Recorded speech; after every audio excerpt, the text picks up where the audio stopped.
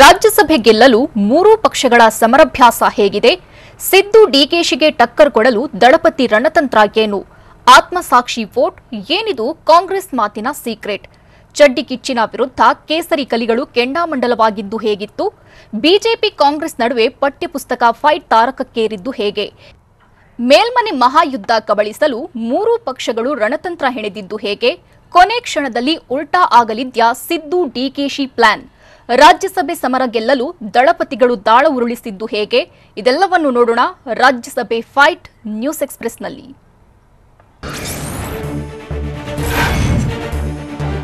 ರಾಜ್ಯಸಭೆ ಚುನಾವಣಾ ರಣಕಣ ರೋಚಕತೆ ಪಡೆದುಕೊಂಡಿದೆ. ಮೇಲ್ಮನೆ ಆಟದಲ್ಲಿ ದಳಪತಿಗಳಿಗೆ ಸಿದ್ದರಾಮಯ್ಯ ಹಾಗೂ ಡಿಕೆಶಿ ಖಡಕ್ ಟಕ್ಕರ್ ಕೊಡಲು ದಳಪತಿ ಹೊಸ ತಾಳ ಹೂಡಿರೋ ಸಾಧ್ಯತೆ ಇದೆ.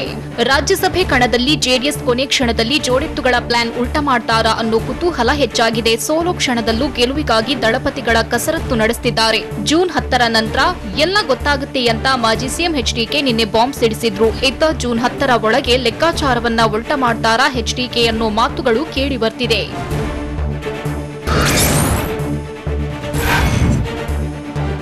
ಮೇಲ್ಮನೆ ಮಹಾಯುದ್ಧದಲ್ಲಿ ಜೆಡಿಎಸ್ಗೆ ಕಾಂಗ್ರೆಸ್ ಬಿಗ್ ಶಾಕ್ ಕೊಟ್ಟಿದೆ. ಇತ್ತ ರಾಜ್ಯಸಭೆ ಗೆಲ್ಲಲು ದಳಪತಿಗಳ ಕಸರತ್ತು ಮುಂದುವರೆದಿದೆ. ಕಾಂಗ್ರೆಸ್ಗೆ ಕೌಂಟರ್ ಕೊಡಲು ಕುಮಾರಸ್ವಾಮಿ ರಣತಂತ್ರ ರೂಪಿಸಿದ್ದಾರೆ. ಅಲ್ಲದೆ ಕಾಂಗ್ರೆಸ್ ಶಾಸಕರನ್ನ ಸಂಪರ್ಕ ಮಾಡಲು ಎಚ್ಡಿಕೆ ಪ್ಲಾನ್ ರೂಪಿಸಿದ್ದಾರೆ ಅನ್ನೋದು ಸುಳಿದಾಡ್ತಿದೆ. ಕನಿಷ್ಠ 2-3 ಶಾಸಕರ ಮತ ಸೆಳೆಯಲು ದಳಪತಿಗಳು ಹುನ್ನಾರ ಮಾಡಿದ್ದಾರಂತೆ. ಇನ್ನು ಕೈ ಶಾಸಕರ ಗುಟ್ಟು ಬಿಟ್ಟುಕೊಡದ ಕುಮಾರಸ್ವಾಮಿ ನಿಗೂಢ ಹೆಜ್ಜೆ ಇಟ್ಟಿದ್ದಾರೆ.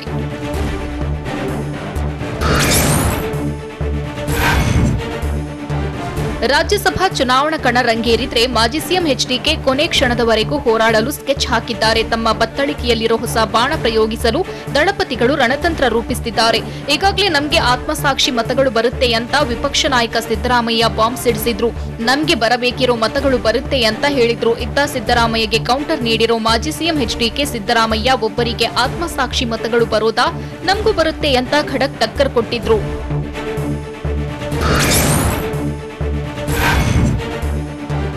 ರಾಜ್ಯಸಭೆಯಲ್ಲಿ ಮತ್ತೊಂದೆಡೆ ಅಡ್ಡ ಮತದಾನ ತಡೆಯಲು ಮಾಜಿ ಸಿಎಂ ಎಚ್ಡಿಕೆ ಮೆಗಾ ಪ್ಲಾನ್ ಮಾಡಿದ್ದಾರೆ. ಜೆಡಿಎಸ್ನಿಂದ ಅಡ್ಡ ಮತದಾನ ಆಗದಂತೆ ನೋಡಿಕೊಳ್ಳಲು ಬಿಗ್ ಸ್ಕೆಚ್ ಹಾಕಿದ್ದಾರೆ. ಎಲ್ಲಾ ಶಾಸಕರ ಪ್ರತ್ಯೇಕ ಭೇಟಿಗೆ ದೇವೇಗೌಡರು ಸೂಚಿಸಿದ್ದಾರಂತೆ. ಇನ್ನು ಎಲ್ಲಾ ಶಾಸಕರನ್ನ ಭೇಟಿ ಮಾಡಲು ಎಚ್ಡಿಕೆ ಸೂಚನೆ ನೀಡಿದ್ದಾರೆ. ಅಲ್ಲದೆ ಎಚ್ಡಿ ರೇವಣ್ಣ ನಿಯೋಗದಿಂದ ಶಾಸಕರು ಪ್ರತ್ಯೇಕವಾಗಿ ಭೇಟಿ ಮಾಡಲಿದ್ದಾರೆ. ಕುಪೇಂದ್ರ ರೆಡ್ಡಿ, ಸಿಎಸ್ ಪುಟ್ಟರಾಜರೊಂದಿಗೆ ಶಾಸಕರು ಭೇಟಿ ನೀಡಲಿದ್ದಾರೆ. ಇನ್ನು ಅಸಮಾಧಾನಿತರ ಮನವೊಲಿಸಲು ದಳಪತಿಗಳು ಶತಪ್ರಯತ್ನ ಮಾಡುತ್ತಿದ್ದು ಕ್ರಾಸ್ ವೋಟಿಂಗ್ ತಡೆಯಲು ಪ್ಲಾನ್ ರೂಪಿಸಿದ್ದಾರೆ. ಕಾಂಗ್ರೆಸ್ ವಿರುದ್ಧ ಮಾಜಿ ಸಿಎಂ ಎಚ್ಡಿ ಕುಮಾರಸ್ವಾಮಿ ಆಕ್ರೋಶ ಹೊರಹಾಕಿದ್ದಾರೆ. ಕೈ ತೆನೆ ಸಮ್ಮಿಶ್ರ ಸರ್ಕಾರದ ಸತ್ಯವನ್ನ ದಳಪತಿ ಬಿಚ್ಚಿಟ್ಟಿದ್ದಾರೆ. ಸಮ್ಮಿಶ್ರ ಸರ್ಕಾರ ಹೋಗ್ಲಿ ಅಂತ ನಾನೇ ತೀರ್ಮಾನಿಸಿದ್ದೆ, ಆದ್ರಿಂದಲೇ ನಾನು ಆಗ ಅಮೆರಿಕಗೆ ಹೋಗಿದ್ದು ಅಂತ ಬೆಳಗಾವಿಯಲ್ಲಿ ಕುಮಾರಸ್ವಾಮಿ ಹೊಸ ಬಾಂಬ್ ಸ್ಫೋಟಿಸಿದ್ರು. ಆಗ ಸರ್ಕಾರ ತೆಗೆಯಲು ದೊಡ್ಡ ಮಟ್ಟದ ಕಸರತ್ತು ನಡೆದಿತ್ತು. ಮೈತ್ರಿ ಸರ್ಕಾರದ ನಡವಳಿಕೆಗಳು ಬೇಸರ ತರಿಸಿದ್ವು. ನನಗೆ ಕೊಡ್ತಿದ್ದ ಹಿಂಸೆಗಳನ್ನ ನೋಡಿ ಬೇಸರವಾಗಿತ್ತು. ರೈತರ ಸಾಲ ಮನ್ನಾ ಮಾಡುವ ಟಾಸ್ಕ್ ನನ್ನ ಮೇಲಿತ್ತು ಅಂತ ಬೆಳಗಾವಿಯಲ್ಲಿ ಮಾಜಿ ಸಿಎಂ ಕುಮಾರಸ್ವಾಮಿ ಹೇಳಿದ್ರು. ಮನಸ್ಸಿನಲ್ಲಿ ಬೇಸರ ಇದೆ. ರಾಜ್ಯಸಭೆ ಚುನಾವಣಾ ಕಣ ರಂಗೇರಿದೆ. ಜೆಡಿಎಸ್ ಮತ ಒಡೆಯುವ ಕೆಲಸ ನಡೆದಿದೆ ಅಂತ ಬಾಗಲಕೋಟೆಯಲ್ಲಿ ಎಚ್ಡಿ ಕುಮಾರಸ್ವಾಮಿ ಗುಡುಗಿದ್ರು. ಮತ ಒಡೆಯುವುದರಲ್ಲಿ ಅವರು ಪರಿಣಿತರಾಗಿದ್ದಾರೆ. ಎರಡೂ ಪಕ್ಷದಲ್ಲೂ ಜೆಡಿಎಸ್ ಮತ ಒಡೆಯುವ ಯತ್ನ ನಡೆದಿದೆ. ನಾನು ಇದಕ್ಕೆ ತಲೆ ಕೆಡಿಸಿಕೊಂಡಿಲ್ಲ, ಆರಾಮಾಗಿದ್ದೇನೆ. ನಮ್ಮ ಕೆಲ ಶಾಸಕರಲ್ಲಿ ಭಿನ್ನಾಭಿಪ್ರಾಯ ಇರೋದು ನಿಜ. ಅದೆಲ್ಲ ಹೊರತುಪಡಿಸಿ ನಮ್ಮ ಅಭ್ಯರ್ಥಿಗೆ ಮತ ಕೊಡ್ತಾರೆ. ಪಕ್ಷದ ಅಧಿಕೃತ ಅಭ್ಯರ್ಥಿಗೆ ಮತ ಕೊಡುವ ವಿಶ್ವಾಸವಿದೆ ಅಂತ ಬಾಗಲಕೋಟೆಯಲ್ಲಿ ಎಚ್ಡಿ ಕುಮಾರಸ್ವಾಮಿ ಹೇಳಿದ್ರು.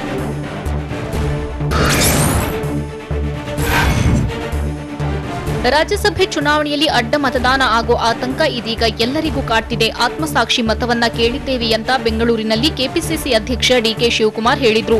ವಿಪಕ್ಷ ನಾಯಕ ಸಿದ್ದರಾಮಯ್ಯ, ಬಿಕೆ ಹರಿಪ್ರಸಾದ್ ರಾಷ್ಟ್ರೀಯ ನಾಯಕರ ಜತೆ ಚರ್ಚಿಸಿ ಅಭ್ಯರ್ಥಿಗಳನ್ನ ಹಾಕಿದ್ದೇವೆ. ಪಕ್ಷ ಒಗ್ಗಟ್ಟಾಗಿ ತೀರ್ಮಾನಿಸಿ 2ನೇ ಅಭ್ಯರ್ಥಿ ಮನ್ಸೂರ್ ಅಲಿ ಖಾನ್ ಹೆಸರು ಫೈನಲ್ ಆಗಿದೆ. ಇದರಲ್ಲಿ ಯಾವುದೇ ಗೊಂದಲ ಇಲ್ಲ ಅಂತ ಕೆಪಿಸಿಸಿ ಅಧ್ಯಕ್ಷ ಡಿಕೆ ಶಿವಕುಮಾರ್ ಹೇಳಿದ್ರು.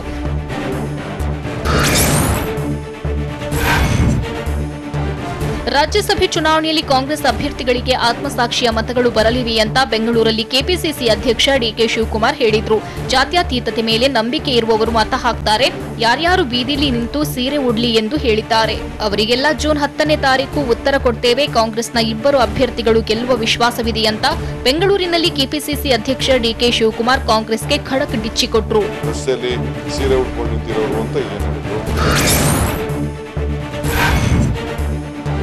ರಾಜ್ಯಸಭೆ ಚುನಾವಣಾ ಅಖಾಡ ರಣರೋಚಕ ಹಂತ ತಲುಪಿದೆ. 4 ಸ್ಥಾನಕ್ಕೆ 6 ಜನ ಕಲಿಗಳು ಅಖಾಡದಲ್ಲಿ ಬಿಗ್ ಫೈಟ್ ನಡೆಸಲಿದ್ದಾರೆ. ರಾಜ್ಯಸಭಾ ಚುನಾವಣೆಯಲ್ಲಿ ಅಡ್ಡ ಮತದಾನದ ಆತಂಕ ಹೆಚ್ಚಾಗಿದೆ. ಹುಬ್ಬಳ್ಳಿಯಲ್ಲಿ ಮುಖ್ಯಮಂತ್ರಿ ಬೊಮ್ಮಾಯಿ ಅಡ್ಡ ಮತದಾನದ ಬಗ್ಗೆ ಪ್ರತಿಕ್ರಿಯಿಸಿದ್ರು. ಜೂನ್ 10ರವರೆಗೆ ಕಾದು ನೋಡಿ ಅಂತ ಸಿಎಂ ಹೇಳಿದ್ರು. ಅಲ್ಲದೆ ಪಠ್ಯಪುಸ್ತಕ ವಿಚಾರದಲ್ಲಿ ರಾಜಕಾರಣ ಮಾಡ್ತಿದ್ದಾರೆ, ವಿಪಕ್ಷಗಳ ಪ್ರಶ್ನೆಗಳಿಗೆ ಶಿಕ್ಷಣ ಸಚಿವರು ಉತ್ತರ ನೀಡಿದ್ದಾರೆ ಅಂತ ಹುಬ್ಬಳ್ಳಿಯಲ್ಲಿ ಮುಖ್ಯಮಂತ್ರಿ ಬಸವರಾಜ ಬೊಮ್ಮಾಯಿ ಹೇಳಿದ್ರು.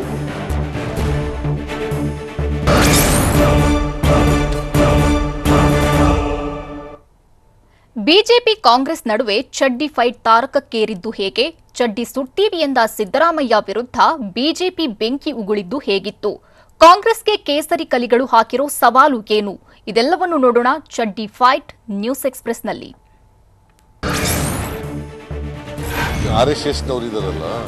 ರಾಜ್ಯಾದ್ಯಂತ ಆರ್ಎಸ್ಎಸ್ ಚಡ್ಡಿ ಸುಡ್ತೇವೆ ಎಂಬ ವಿಪಕ್ಷ ನಾಯಕ ಸಿದ್ದರಾಮಯ್ಯ ಹೇಳಿಕೆಗೆ ಹುಬ್ಬಳ್ಳಿಯಲ್ಲಿ ಮುಖ್ಯಮಂತ್ರಿ ಬಸವರಾಜ ಬೊಮ್ಮಾಯಿ ಕೆಂಡ ಕಾರಿದ್ರು.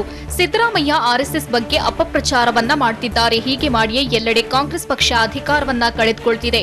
ಮುಂದಿನ ದಿನಗಳಲ್ಲಿ ಕರ್ನಾಟಕದಲ್ಲೂ ನೆಲೆ ಕಳೆದುಕೊಳ್ಳಲಿದೆ ಅಂತ ಕಾಂಗ್ರೆಸ್ ವಿರುದ್ಧ ಸಿಎಂ ಬಸವರಾಜ ಬೊಮ್ಮಾಯಿ ವಾಗ್ದಾಳಿ ನಡೆಸಿದ್ರು. ರಾಜ್ಯದಲ್ಲಿ ಕಳ್ಕೊಂಡಿದ್ದಾರೆ, ಕರ್ನಾಟಕದಲ್ಲೂ ಕಳ್ಕೊಳ್ತಾರೆ. ರಾಜ್ಯ ರಾಜಕೀಯದಲ್ಲಿ ಬಿಜೆಪಿ ಹಾಗೂ ಕಾಂಗ್ರೆಸ್ ನಡುವೆ ಚಡ್ಡಿ ಫೈಟ್ ಜೋರಾಗಿದೆ. ಆರ್ಎಸ್ಎಸ್ ಚಡ್ಡಿ ಸುಡ್ತೇವೆ ಎಂಬ ಕಾಂಗ್ರೆಸ್ ಹೇಳಿಕೆಗೆ ಹುಬ್ಬಳ್ಳಿಯಲ್ಲಿ ಮುಖ್ಯಮಂತ್ರಿ ಬಸವರಾಜ ಬೊಮ್ಮಾಯಿ ಆಕ್ರೋಶವನ್ನ ಹೊರಹಾಕಿದ್ರು. ಕಳೆದ 75 ವರ್ಷದಿಂದ ಆರ್ಎಸ್ಎಸ್ ಜನಸೇವೆ ಮಾಡ್ತಿದೆ. ಜನರು ಕಷ್ಟದಲ್ಲಿದ್ದಾಗ ಆರ್ಎಸ್ಎಸ್ ಸಹಾಯ ಮಾಡಿದೆ. ಹೀಗಾಗಿ ಕಾಂಗ್ರೆಸ್ ಜನರನ್ನ ತಪ್ಪುದಾರಿಗೆ ಎಳೆಯಲು ಯತ್ನಿಸುತ್ತಿದ್ದಾರೆ ಅಂತ ಹುಬ್ಬಳ್ಳಿಯಲ್ಲಿ ಮುಖ್ಯಮಂತ್ರಿ ಬಸವರಾಜ ಬೊಮ್ಮಾಯಿ ಗುಡುಗಿದ್ರು. ಹೀಗಾಗಿ ಅದು ಅಪಪ್ರಚಾರ ಮಾಡ್ತಾ ಇದ್ದಾರೆ. ಆರ್ಎಸ್ಎಸ್ ಚಡ್ಡಿ ಸುಡುವ ಅಭಿಯಾನಕ್ಕೆ ಕಾಂಗ್ರೆಸ್ ಕರೆ ವಿಚಾರವಾಗಿ ಬಿಜೆಪಿ ಸಂಸದ ಸಂಗಣ್ಣ ಕರಡಿ ಪ್ರತಿಕ್ರಿಯೆ ನೀಡಿದ್ದಾರೆ. ಕೊಪ್ಪಳದಲ್ಲಿ ಮಾತನಾಡಿದವರು, ಚಡ್ಡಿ ಸುಡೋಕೆ ಹೋಗಿ ತಮ್ಮನ್ನ ತಾವೇ ಸುಟ್ಕೋತಾರೆ ನೋಡಿ ಎಂದು ಹೇಳಿದ್ದಾರೆ. ಮಾಜಿ ಸಿಎಂ ಸಿದ್ದರಾಮಯ್ಯ ಚಡ್ಡಿ ಸುಡ್ತೇವೆ ಅಂತಾರೆ. ಒಬ್ಬ ನಾಯಕರು ದುಷ್ಕೃತ್ಯದ ಪರ ಮಾತನಾಡಬಾರದು. ದೀಪ ಆರುವಾಗ ಬಹಳ ಜೋರಾಗಿ ಉರಿಯುತ್ತೆ. ಕಾಂಗ್ರೆಸ್ ಮುಳುಗ್ತಿದೆ, ಒಂದು ಹುಲ್ಲುಕಡ್ಡಿ ಇವರಿಗೆ ಸಿಕ್ತಿಲ್ಲ ಎಂದು ಕಿಡಿಕಾರಿದ್ದಾರೆ.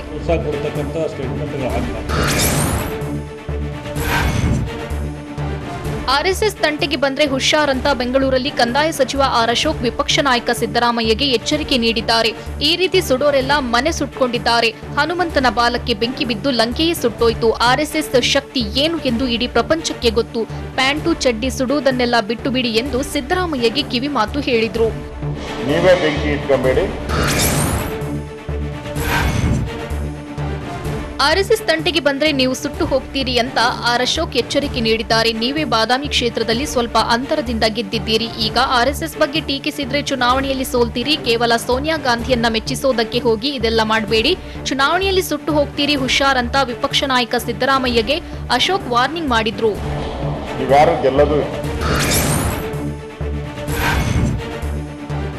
ಇನ್ನು ಚಡ್ಡಿ ಸುಡುವ ಬಗ್ಗೆ ಮಾತನಾಡಿರುವ ಸಿದ್ದರಾಮಯ್ಯಗೆ ಬಾಗಲಕೋಟೆಯಲ್ಲಿ ಸಚಿವ ಕೋಟ ಶ್ರೀನಿವಾಸ್ ಪೂಜಾರಿ ತಿರುಗೇಟು ನೀಡಿದ್ದಾರೆ. ಆರ್ಎಸ್ಎಸ್ ಬಗ್ಗೆ ಸಿದ್ದರಾಮಯ್ಯ ಹಾಗೂ ಡಿಕೆಶಿಗೆ ಯಾಕೆ ಇಷ್ಟೊಂದು ಗಡಿಬಿಡಿ ಅಂತ ನನಗೆ ಅರ್ಥ ಆಗ್ತಿಲ್ಲ.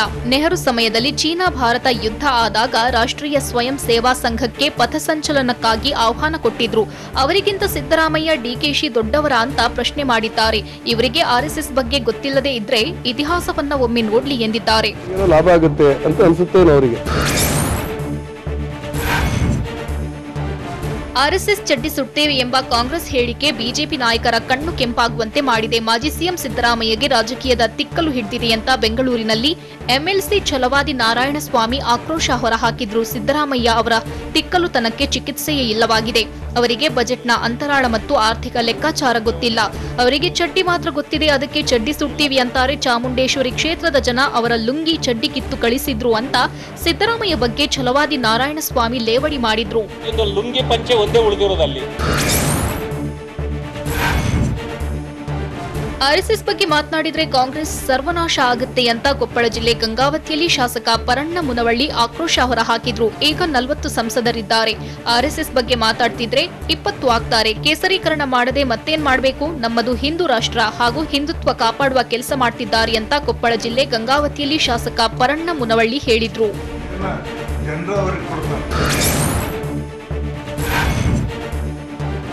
ಹುಚ್ಚ ಸಿದ್ದರಾಮಯ್ಯ ಎಂಬ ಮಾಜಿ ಸಚಿವ ಕೆಎಸ್ ಈಶ್ವರಪ್ಪ ಹೇಳಿಕೆಗೆ ವಿಪಕ್ಷ ನಾಯಕ ಸಿದ್ದರಾಮಯ್ಯ ಖಡಕ್ ತಿರುಗೇಟು ನೀಡಿದ್ದಾರೆ. ಬೆಂಗಳೂರಿನಲ್ಲಿ ಮಾತನಾಡಿದ ಅವರು, ಈಶ್ವರಪ್ಪ ಯಾಕೆ ಮಂತ್ರಿ ಸ್ಥಾನ ಕಳೆದುಕೊಂಡ್ರು ಎಂದು ಪ್ರಶ್ನೆ ಮಾಡಿ ನಂತರ ತಾವೇ ಅವರು ಭ್ರಷ್ಟಾಚಾರ ಮಾಡಿ ಸ್ಥಾನ ಕಳೆದುಕೊಂಡಿದ್ದಾರೆ. ಈಶ್ವರಪ್ಪ ಅವರಿಂದ ನಾನು ಪಾಠ ಕಲಿಯಬೇಕಾ ಅಂತ ಸಿದ್ದರಾಮಯ್ಯ ವ್ಯಂಗ್ಯವಾಡಿದ್ದಾರೆ.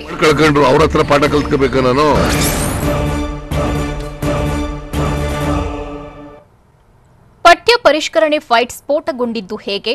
ಬಿಜೆಪಿ ವಿರುದ್ಧ ಕಾಂಗ್ರೆಸ್ ಬೆಂಕಿ ಉಗುಳಿದ್ದು ಹೇಗಿತ್ತು? ಪಠ್ಯ ಪರಿಷ್ಕರಣೆ ಮಾಡಿ ಮಹನೀಯರಿಗೆ ಅಪಮಾನ ಮಾಡಲಾಗಿದ್ಯಾ? ಇದೆಲ್ಲವನ್ನು ನೋಡೋಣ ಪಠ್ಯ ಫೈಟ್ ನ್ಯೂಸ್ ಎಕ್ಸ್‌ಪ್ರೆಸ್‌ನಲ್ಲಿ.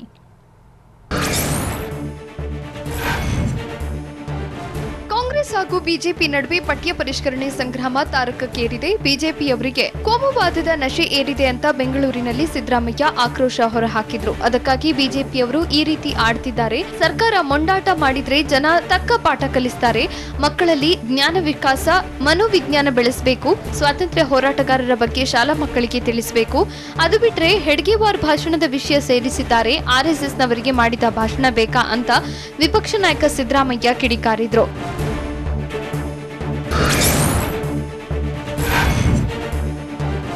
ಪಠ್ಯದಲ್ಲಿ ಅಂಬೇಡ್ಕರ್ ಸಂವಿಧಾನ ಶಿಲ್ಪಿ ಬಿರುದು ತೆಗೆದಿರುವ ವಿಚಾರಕ್ಕೆ ವಿಪಕ್ಷ ನಾಯಕ ಸಿದ್ದರಾಮಯ್ಯ ಕೆಂಡಕಾರಿದ್ರು.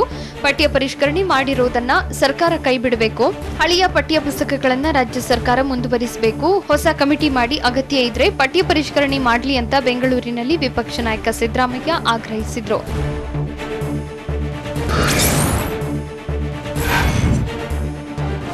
ಶಾಲಾ ಪಠ್ಯ ಪರಿಷ್ಕರಣೆ ವಿರುದ್ಧ ಕಾಂಗ್ರೆಸ್ ನಾಯಕರು ಸರ್ಕಾರದ ವಿರುದ್ಧ ಮುಗಿಬಿದ್ದಿದ್ದಾರೆ. ರಾಜ್ಯ ಸರ್ಕಾರದ ವಿರುದ್ಧ ಸರಣಿ ಟ್ವೀಟ್ ಮೂಲಕ ಸಿದ್ದರಾಮಯ್ಯ ಆಕ್ರೋಶ ಹೊರಹಾಕಿದ್ರು. ಹಿಂದೂ ಭಾವನೆಗೆ ಧಕ್ಕೆಯಾಗಿದ್ದಕ್ಕೆ ಪಠ್ಯ ಪರಿಷ್ಕರಣೆ ಮಾಡಲಾಗಿದೆ. ಶಿಕ್ಷಣ ಸಚಿವ ಬಿಸಿ ನಾಗೇಶ್ ಅಸಲಿ ಕಾರಣ ಬಹಿರಂಗಪಡಿಸಿದ್ದಾರೆ. ಹಿಂದೂಗಳು ಯಾರು ಅನ್ನೋದನ್ನ ನಾಗೇಶ್ ಬಹಿರಂಗಪಡಿಸಲಿ, ಯಾವುದರಿಂದ ಯಾರ್ಯಾರು ಭಾವನೆ ಧಕ್ಕೆಯಾಗಲಿದೆ ಎಂದು ತಿಳಿಸಬೇಕು ಅಂತ ಟ್ವೀಟ್ ಮೂಲಕ ವಿರೋಧ ಪಕ್ಷದ ನಾಯಕ ಸಿದ್ದರಾಮಯ್ಯ ಆಗ್ರಹಿಸಿದ್ರು.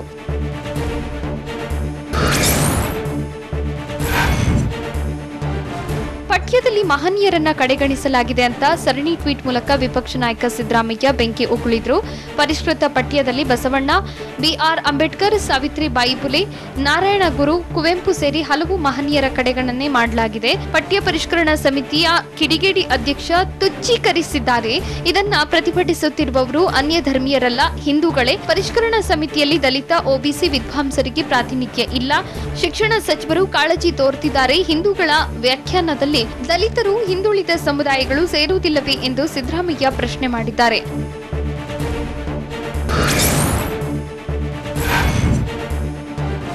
ರಾಜ್ಯ ಸರ್ಕಾರದ ವಿರುದ್ಧ ವಿಪಕ್ಷ ನಾಯಕ ಸಿದ್ದರಾಮಯ್ಯ ಟ್ವೀಟ್ ಅಸ್ತ್ರ ಪ್ರಯೋಗಿಸಿದ್ದು, ಈ ದೇಶದ ಬಡವರಲ್ಲಿ ಬಹುಸಂಖ್ಯೆಯಲ್ಲಿರುವುದು ದಲಿತರು, ಒಬಿಸಿಗಳು. ಸರ್ಕಾರಿ ಶಾಲೆಗಳಲ್ಲಿ ಈ ಸಮುದಾಯದ ಮಕ್ಕಳು ಸಂಖ್ಯೆಗೆ ಹೆಚ್ಚಾಗಿದೆ. ಬುದ್ಧ, ಬಸವ, ಅಂಬೇಡ್ಕರ್, ಸಾವಿತ್ರಿಬಾಯಿ ಫುಲೆ, ನಾರಾಯಣ ಗುರು, ರಾಷ್ಟ್ರಕವಿ ಕುವೆಂಪು ಅವರಿಗೆ ಆಗಿರುವ ಅವಮಾನದಿಂದ ಈ ಮಕ್ಕಳ ಭಾವನೆಗೆ ಧಕ್ಕೆಯಾಗಿದೆ ಅಂತ ಟ್ವೀಟ್ ಮೂಲಕ ರಾಜ್ಯ ಸರ್ಕಾರದ ವಿರುದ್ಧ ವಿಪಕ್ಷ ನಾಯಕ ಸಿದ್ದರಾಮಯ್ಯ ರೋಷಾವಿಷ ಹೊರಹಾಕಿದ್ರು.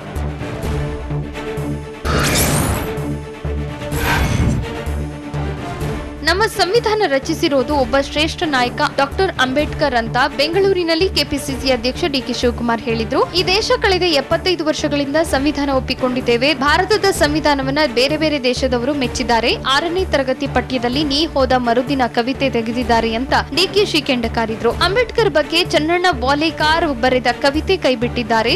7ನೇ ತರಗತಿ ಪಠ್ಯದಲ್ಲಿ ಸಮಾಜ ಸುಧಾರಕರ ಬಗ್ಗೆ ಅಂಶ ಕೈಬಿಟ್ಟಿದ್ದಾರೆ ಅಂತ ಪಠ್ಯ ಪರಿಷ್ಕರಣೆ ವಿರುದ್ಧ ಡಿಕೆಶಿ ಗುಡುಗಿದ್ರು.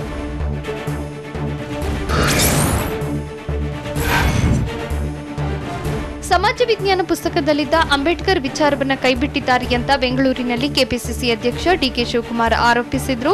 ಪಠ್ಯ ಪುಸ್ತಕದಲ್ಲಿ ಅಂಬೇಡ್ಕರ್ ತಂದೆ ತಾಯಿ ಹುಟ್ಟಿದ ಸ್ಥಳ, ದಿನಾಂಕವನ್ನ ಹಾಗೂ ಅಂಬೇಡ್ಕರ್ ಬೃಹತ್ ಹೋರಾಟದ ವಿಚಾರವನ್ನ ತೆಗೆದು ಹಾಕಿದ್ದಾರೆ. 9ನೇ ತರಗತಿ ಪಠ್ಯದಲ್ಲಿ ಸಂವಿಧಾನ ಶಿಲ್ಪಿ ಬಿರುದನ್ನೇ ತೆಗೆದು ಹಾಕಿದ್ದಾರೆ. ಇಷ್ಟು ಬೇಜವಾಬ್ದಾರಿ ಸರ್ಕಾರವನ್ನ ಇದುವರೆಗೆ ನಾವು ನೋಡಿಲ್ಲ. ರೋಹಿತ್ ಚಕ್ರತೀರ್ಥ ಬಗ್ಗೆ ಮಾತನಾಡುವುದರಲ್ಲಿ ಅರ್ಥವಿಲ್ಲ. ಸಿಎಂ ಬೊಮ್ಮಾಯಿ ಮಾಧ್ಯಮ ಪ್ರಕಟಣೆ ಕೂಡ ದ್ವಂದ್ವದಿಂದ ಕೂಡಿದೆ ಅಂತ ಡಿಕೆಶಿ ವಾಗ್ದಾಳಿ ನಡೆಸಿದ್ರು.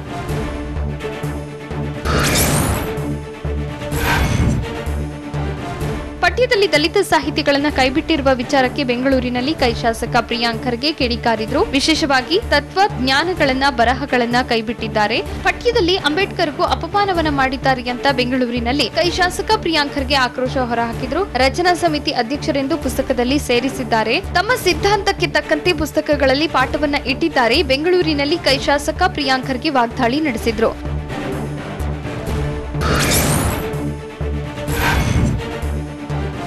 ಶಾಲಾ ಪಠ್ಯ ಪರಿಷ್ಕರಣೆ ವಿರುದ್ಧ ಮಾಜಿ ಸಿಎಂ ಎಚ್.ಡಿ. ಕುಮಾರಸ್ವಾಮಿ ಕೂಡ ಕೆಂಡಕಾರಿದ್ರು. ಪಠ್ಯ ಪುಸ್ತಕದಲ್ಲಿ ಬಸವಣ್ಣನವರಿಗೆ ಅವಮಾನ ಮಾಡಲಾಗಿದೆ ಅಂತ ಬಾಗಲಕೋಟೆಯಲ್ಲಿ ಮಾಜಿ ಸಿಎಂ ಎಚ್.ಡಿ. ಕುಮಾರಸ್ವಾಮಿ ಆಕ್ರೋಶ ಹೊರಹಾಕಿದ್ರು. ಕೇಂದ್ರದ ಗೈಡ್ಲೈನ್ಸ್ ಮೂಲಕ ಈ ಪಾಲಿಸಿ ತಂದ್ರ ಇವರು ಮಕ್ಕಳನ್ನ ಶಾಲೆಗೆ ಕಳುಹಿಸಲು ಆತಂಕ ಪಡುವ ಸ್ಥಿತಿ ತಂದಿದ್ದೀರಿ ಅಂತ ಬಾಗಲಕೋಟೆಯಲ್ಲಿ ಮಾಜಿ ಸಿಎಂ ಎಚ್.ಡಿ. ಕುಮಾರಸ್ವಾಮಿ ಕಿಡಿಕಾರಿದ್ರು.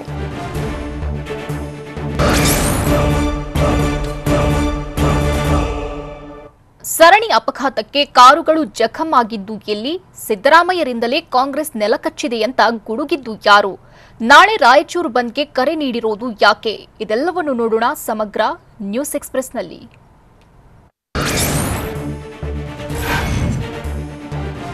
ಮೈಸೂರು ಜಿಲ್ಲೆ ಶ್ರೀರಂಗಪಟ್ಟಣ ತಾಲೂಕಿನ ರಾಷ್ಟ್ರೀಯ ಹೆದ್ದಾರಿಯಲ್ಲಿ ಸರಣಿ ಅಪಘಾತ ಸಂಭವಿಸಿದೆ. ಒಂದರ ಹಿಂದೆ ಒಂದು ಡಿಕ್ಕಿ ಹೊಡೆದುಕೊಂಡು 4 ಕಾರುಗಳು ಆಕ್ಸಿಡೆಂಟ್ ಆಗಿದೆ. ಉತ್ತರ ಕಾವೇರಿ ನದಿಯ ಸೇತುವೆ ಮೇಲೆ ಸರಣಿ ಅಪಘಾತ ಸಂಭವಿಸಿದೆ. 4 ಕಾರುಗಳು ಜಖಂ ಆಗಿದ್ದು, ಕಾರಿನಲ್ಲಿದ್ದವರಿಗೆ ಸಣ್ಣ ಪುಟ್ಟ ಗಾಯಗಳಾಗಿದೆ. ಅಪಘಾತದಿಂದಾಗಿ ಬ್ರಿಡ್ಜ್ ಮೇಲೆ ಕೆಲ ಕಾಲ ಟ್ರಾಫಿಕ್ ಜಾಮ್ ಉಂಟಾಗಿತ್ತು. ಶ್ರೀರಂಗಪಟ್ಟಣ ಟೌನ್ ಠಾಣಾ ವ್ಯಾಪ್ತಿಯಲ್ಲಿ ಪ್ರಕರಣ ದಾಖಲಾಗಿದೆ.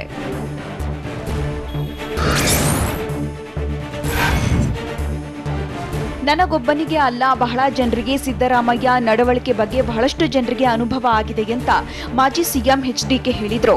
ಮುಂದಿನ ದಿನಗಳಲ್ಲಿ ಇದರ ಅನುಭವ ಮತ್ತಷ್ಟು ಜನರಿಗೆ ಆಗಲಿದೆ. ಖರ್ಗೆ ಮತ್ತು ಧರಮ್ ಸಿಂಗ್ರಂತಹ ಹಿರಿಯ ನಾಯಕರನ್ನ ದೂರ ಇಟ್ಟು ಸಿದ್ದರಾಮಯ್ಯಗೆ ನಾಯಕತ್ವ ನೀಡಿ 5 ವರ್ಷ ಸಿಎಂ ಮಾಡಿದ್ರು. ಈ ವ್ಯಕ್ತಿಯನ್ನ ನಂಬಿ ಕಾಂಗ್ರೆಸ್ ತನ್ನ ದುಡಿಮೆ ದಾರಿ ಎರೆದಿದೆ. ಕರ್ನಾಟಕದಲ್ಲಿ ನಾವಾಗ್ಲಿ ಬಿಜೆಪಿಯವರಾಗ್ಲಿ ಕಾಂಗ್ರೆಸ್ ಮುಗಿಸಬೇಕಾಗಿಲ್ಲ. ಆ ವ್ಯಕ್ತಿಯಿಂದ ರಾಜ್ಯದಲ್ಲಿ ಕಾಂಗ್ರೆಸ್ ಸಂಪೂರ್ಣ ನೆಲಕಚ್ಚಲಿದೆ ಅಂತ ಬೆಳಗಾವಿ ಮಾಜಿ ಸಿಎಂ ಎಚ್.ಡಿ. ಕುಮಾರಸ್ವಾಮಿ ಆಕ್ರೋಶ ಹೊರಹಾಕಿದ್ರು.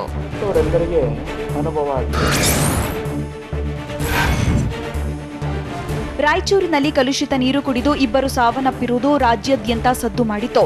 ರಾಯಚೂರು ನಗರಸಭೆ ನಿರ್ಲಕ್ಷ್ಯದ ವಿರುದ್ಧ ನಿವಾಸಿಗಳು ಆಕ್ರೋಶ ಹೊರಹಾಕಿದ್ರು. ನಾಳೆ ರಾಯಚೂರು ಬಂದ್ಗೆ ನಾಗರಿಕ ಹೋರಾಟ ವೇದಿಕೆ ಕರೆ ನೀಡಿದೆ. ಕಲುಷಿತ ನೀರು ಕುಡಿದು ಮಲ್ಲಮ್ಮ ಅಬ್ದುಲ್ ಮೃತಪಟ್ಟಿದ್ರು. 100 ಜನ ಅಸ್ವಸ್ಥರಾಗಿ ಆಸ್ಪತ್ರೆಗೆ ಸೇರಿದ್ರು. ನಗರಸಭೆ ಅಧಿಕಾರಿಗಳು ಡೋಂಟ್ ಕೇರ್ ಎನ್ನುತ್ತಿದ್ದಾರೆ. ರಾಯಚೂರು ನಗರದ ಜನರಿಗೆ ಶುದ್ಧ ಕುಡಿಯುವ ನೀರು ಪೂರೈಸಿ ಮೃತಪಟ್ಟವರ ಕುಟುಂಬಗಳಿಗೆ ಪರಿಹಾರ ನೀಡುವಂತೆ ಆಗ್ರಹಿಸಿ ನಾಳೆ ರಾಯಚೂರು ಬಂದ್ಗೆ ಕರೆ ನೀಡಲಾಗಿದೆ.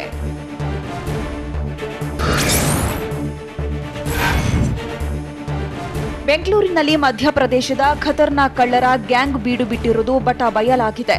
ಈ ದರೋಡೆ ಗ್ಯಾಂಗ್ಗೆ ಮದುವೆ ಮನೆ, ಕಲ್ಯಾಣ ಮಂಟಪಗಳೇ ಟಾರ್ಗೆಟ್ ಅಂತೆ. ಮಧ್ಯಪ್ರದೇಶದಿಂದ ಬಂದು ಕಳ್ಳತನ ಮಾಡುತ್ತಿದ್ದ ಗ್ಯಾಂಗ್ ಇದೀಗ ಖಾಕಿ ಬಲೆಗೆ ಬಿದ್ದಿದೆ. ಪಕ್ಕಾ ಪ್ಲಾನ್ ಮಾಡಿಕೊಂಡು ಎಂಟ್ರಿ ಕೊಡ್ತಿದ್ದ ಈ ಗ್ಯಾಂಗ್ ಮದುವೆ ಮನೆ, ಕಲ್ಯಾಣ ಮಂಟಪಗಳಲ್ಲಿ ಚಿನ್ನಾಭರಣ ದೋಚಿ ಎಸ್ಕೇಪ್ ಆಗ್ತಿದ್ರಂತೆ. ಈ ಕಾಡಿಯ ಸಾನ್ಸಿ ಗ್ಯಾಂಗ್ನ ಹೆಡೆಮುರಿ ಕಟ್ಟಿರೋ ಕೆಂಗೇರಿ ಪೊಲೀಸರು ಫುಲ್ ಗ್ರಿಲ್ ಮಾಡ್ತಿದ್ದಾರೆ.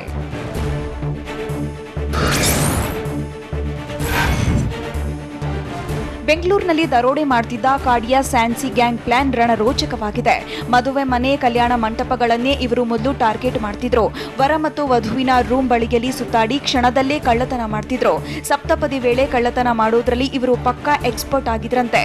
ಮಧ್ಯಪ್ರವೇಶದ ಕಾಡಿಯ ಸಾನ್ಸಿ ಗ್ಯಾಂಗ್ ಮೇಲೆ ಹದ್ದಿನ ಕಣ್ಣಿಟ್ಟಿದ್ದ ಕೆಂಗೇರಿ ಠಾಣೆ ಪೊಲೀಸರು ಬಲೆಗೆ ಕೆಡವಿದ್ದಾರೆ.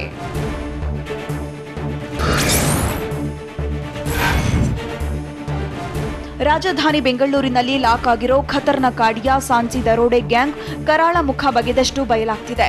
ಕಳ್ಳತನಕ್ಕಾಗಿ ವಿಶೇಷ ತರಬೇತಿ ಪಡೆದು ಕಿಲಾಡಿಗಳು ಬರ್ತಿದ್ರಂತೆ. ಬಡ ಮಕ್ಕಳನ್ನೇ ಖರೀದಿಸಿ ಟ್ರೈನಿಂಗ್ ಕೊಡೋ ಗ್ಯಾಂಗ್ ಇದಾಗಿದೆ. ಅಲ್ಲದೆ ಮಧ್ಯಪ್ರವೇಶದ ಕಾಡಿಯ ಸಾನ್ಸಿ ಗ್ಯಾಂಗ್ನ 2 ಅಂಧರಾಗಿದ್ದು ಪೊಲೀಸರು ಫುಲ್ ಗ್ರಿಲ್ ಮಾಡ್ತಿದ್ದಾರೆ. ಈ ಗ್ಯಾಂಗ್ನಲ್ಲಿ ಯಾರ್ಯಾರು ಗಿದ್ದಾರೆ, ಎಲ್ಲೆಲ್ಲಿ ಕೈಚಳಕ ತೋರಿದ್ದಾರೆ ಅನ್ನೋ ಬಗ್ಗೆ ಕೆಂಗೇರಿ ಠಾಣೆ ಪೊಲೀಸರು ಮಾಹಿತಿ ಕಲೆ ಹಾಕ್ತಿದ್ದಾರೆ. ಲಾಕ್ ಆಗಿರೋ ಆರೋಪಿಗಳು ಸತ್ಯ ಕಕ್ಕಿದ್ರೆ ಮತ್ತಷ್ಟು ದರೋಡೆ ಕೃತ್ಯ ಬಯಲಾಗಲಿದೆ.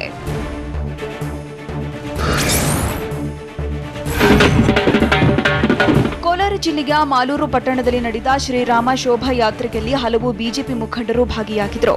ಭಜರಂಗ ದಳದ ಕಾರ್ಯಕರ್ತರು ಕಾರ್ಯಕ್ರಮ ಆಯೋಜಿಸಿದ್ದು ಹಾಗೂ ಮಾಲೂರು ಸಂಪೂರ್ಣ ಕೇಸರಿಮಯವಾಗಿತ್ತು. ಕಾರ್ಯಕ್ರಮದಲ್ಲಿ ಸಚಿವ ಮುನಿರತ್ನ, ಸಂಸದ ಮುನಿಸ್ವಾಮಿ, ಮಾಜಿ ಶಾಸಕ ಮಂಜುನಾಥ ಗೌಡ ಸೇರಿ ಹಲವರು ಭಾಗಿಯಾಗಿದ್ದರು. ಶೋಭಾಯಾತ್ರೆಯಲ್ಲಿ ಸಾವಿರಾರು ಜನ ಉಪಸ್ಥಿತರಿದ್ದರು. ಪೊಲೀಸರು ಭದ್ರತೆ ಹಮ್ಮಿಕೊಂಡಿದ್ರು.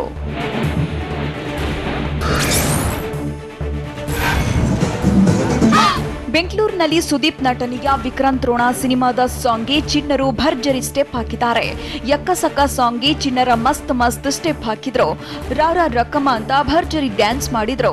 ಬೆಂಗಳೂರಿನ ಲಾಲ್ಬಾಗ್ನಲ್ಲಿ ಪುಟಾಣಿಗಳು ಕುಣಿದು ಕುಪ್ಪಳಿಸಿದ್ರು. ಯುವಕ ಯುವತಿಯು ಕೂಡ ಮಸ್ತ್ ಡ್ಯಾನ್ಸ್ ಮಾಡಿದ್ರು. ವಿಕ್ರಾಂತ್ ರೋಣ ಸಾಂಗ್ ಸಖತ್ ಟ್ರೆಂಡ್ ಆಗ್ತಿದ್ದು ಯಕ್ಕಸಕ್ಕ ಸಾಂಗ್ ಫುಲ್ ಹವಾ ಕ್ರಿಯೇಟ್ ಮಾಡ್ತಿದೆ.